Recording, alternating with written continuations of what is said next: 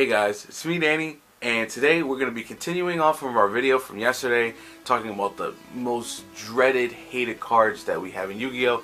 But today, like I said, we're going to have a lighthearted, more positive video on the cards that we love in Yu-Gi-Oh! Now these cards can range from nostalgia to what's like the card that got you into competitive Yu-Gi-Oh! What got you to playing Yu-Gi-Oh! Or like what's your favorite artwork that makes you want to love the card so much. So the favorite cards can range from all types of categories. So let's get right into it. So for starters, I have to go to classic. I love the Dark Magician. Now, like I said before, the liked cards are way more diverse in terms of category than the hated cards. But for me, Dark Magician is the protagonist card of Yami Yugi. That's what the 4Kids dub called it. When I first started playing Yu-Gi-Oh, like my brother, he bought me a Yugi starter deck that featured the Dark Magician on the cover, and I instantly fell in love with it. Like I said, I was more of a Dark Magician guy than a Blue Eyes guy. If you picked the Kaiba deck, then you were cooler, but I like the Dark Magician a lot more. And overall, the Dark Magician deck itself, it may not be the most competitive deck in the current meta right now, but that's always been a deck that I've wanted to make since it just looked fun to play. Like, I understand the mechanics of the deck, how it revolves around back row and like things like that, but since I've always just loved the Dark Magician, I've always been eager to build the deck with the Dark Magician support. So now that the Magicians are out, I'll be able to like achieve it now because it's all affordable and cheap now. So hopefully you guys can see a Dark Magician deck profile coming soon when I eventually get the cards. But yeah, to start off the list, number one, I have to say the Dark Magician is one of my favorite cards. For card number two, it would probably be Harmonizing Magician. Now, for those of you who don't know, Harmonizing Magician is one of the new Pendulum Magicians out of Pendulum Evolution, whose effect reads, I believe it's if or when this card is Pendulum summoned, like from your hand, because it can be Pendulum summoned from the extra deck, you get to summon a Magician Pendulum from your deck to the field, and it gets banished when it leaves the field, but it just gives you an instant Synchro, XTs, or Fusion play because Harmonizing Magician is a tuner monster. I love that card so much. It's so powerful. It's so amazing. It's literally a great top deck if you're like in late game and you just need like that quick, easy access to like maybe a Beals or a Psyframe Lord Omega or even a Scarlet Red Dragon Archfiend if you're trying to burn your opponent and swing at them for game. I just really love Harmonizing Magician. Like, I love all the Pendulum Magicians, like including their support like Pendulum Call, Amazing Pendulum, but I think out of like if I had to choose one card specifically, it would have to go to Harmonizing Magician. I love that card a lot. Another card that I really like, it has to be Elemental Hero Chaos Neos. Now, actually,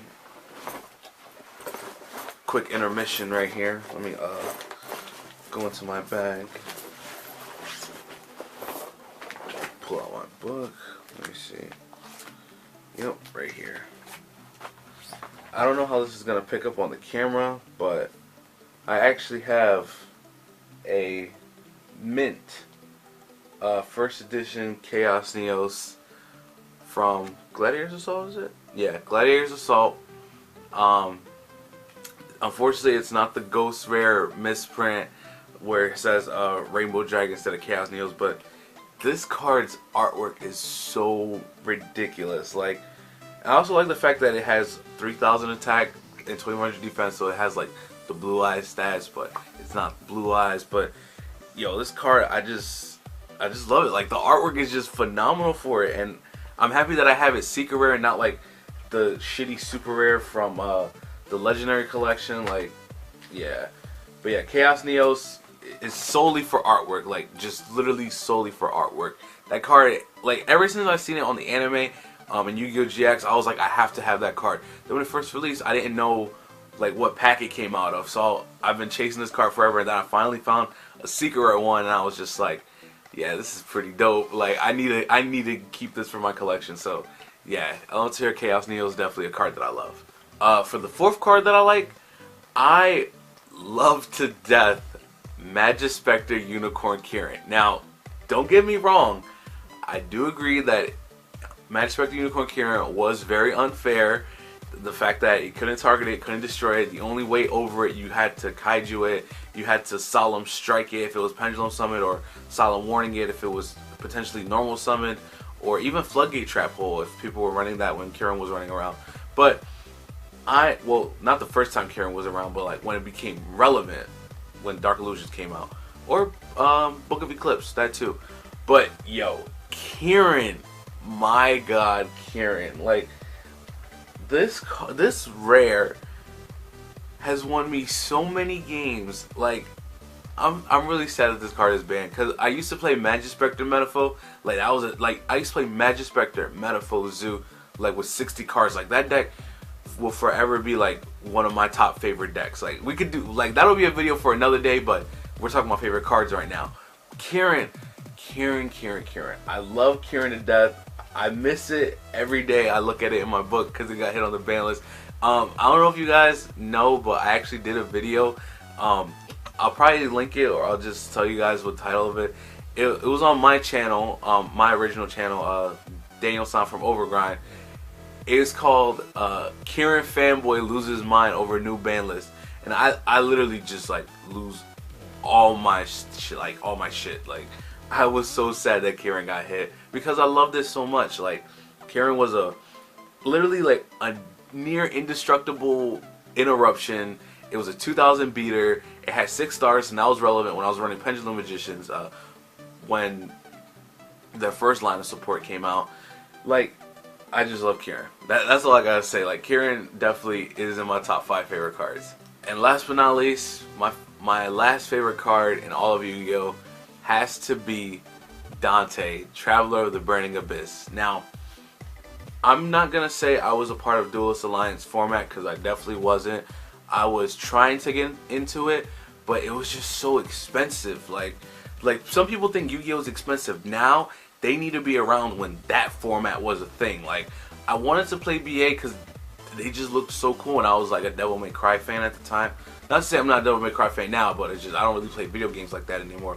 But at the time, I thought it was based off of Devil May Cry for some reason. So I was like, oh, I want to play that deck, Dante, Secret Rare. Because I used to order cards off of Amazon. I didn't know about any other websites. Dante's were like $80 on Amazon. I was just like, yeah, you know what? We're just not going to play this deck at all right now. Then as time went on, when it got reprinted in the Gold Series, I was like, okay, so now the deck is literally all in one set, so I'll just buy a bunch of gold boxes and then build a deck like that.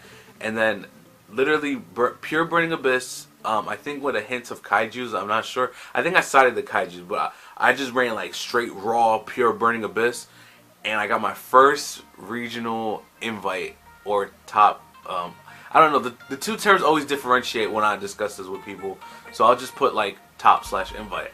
I got 41st, I believe it was, out of 48 or 42nd. It was one of the two, but it was a top 48 invite event at the Philadelphia Regional. And I got my first ever invite with Burning Abyss. I felt so happy, so proud, because that was literally like the competitive deck that I used to get my invite. Like beforehand, I played Cleafort, and I would have put Cleafort on this list, but I just didn't do well with the deck at all, like at a regional level. Like I was always winning against my friends. I was always playing at locals with the deck, but I never did anything with it at a regional level. Then when I picked up Burning Abyss, and screw good old Dante, ye old faithful, he got me there. So I have to give this last spot to Dante. Card just is so nostalgic for me. You bet your ass I'm so happy that VAs are getting a Link Monster, because I will be playing that deck again.